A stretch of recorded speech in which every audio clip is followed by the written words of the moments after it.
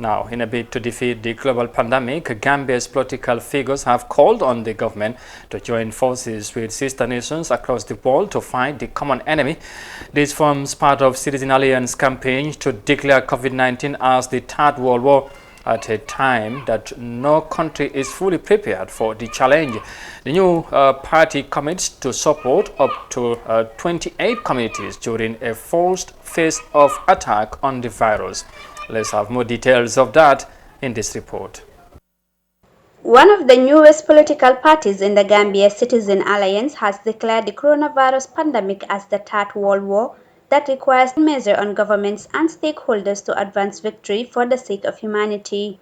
Speaking at the party's press conference on Thursday, Chairman and interim party leader of Citizens Alliance, Dominic Mendy, said, "Although COVID-19 is not human, it is real and elusive," adding that it takes special cognitive capability to understand the virus as enemy and ways to fight it. Humanity is under attack and the enemy is elusive.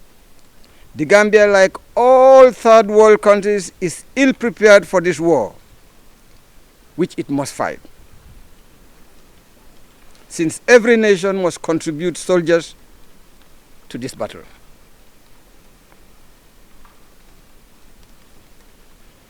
Even the most developed countries of the world, the richest countries of the world, the Chinas, the Japans, the Europeans, and the US,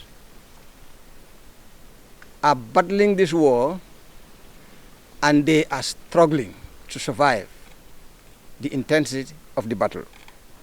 Mr. Mendy said, as a result, Gambians and the rest of the world must rise up to the challenge, noting that it is a world war being fought with all nations fighting as allies.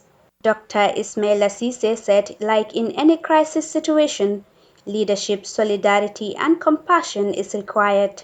He described the coronavirus as a common enemy for which he urged government to assume leadership roles informed by a comprehensive assessment of local realities. Nonetheless, conspicuously missing in the government strategy also, however, is a socio-economic blueprint or response plan that would address the financial and economic ramifications of the disease and an unexpected burden this places on our people and their livelihoods. Therefore, CA believes that the measures put in place by the government to contain the virus has the potential to cause adverse financial and economic impacts on our already poverty-stricken population. Dr. Ismaila Cisse said the primary responsibility of any serious government is to ensure leadership in times of crisis, to ensure that the health, economic, and social well-being of citizens during the pandemic of this nature and other disasters. Meanwhile, Citizen Alliance launched its COVID-19 response to the coronavirus pandemic with a relief package of over 200,000 meant to support the most vulnerable groups of the society. It constitutes two components over two phases.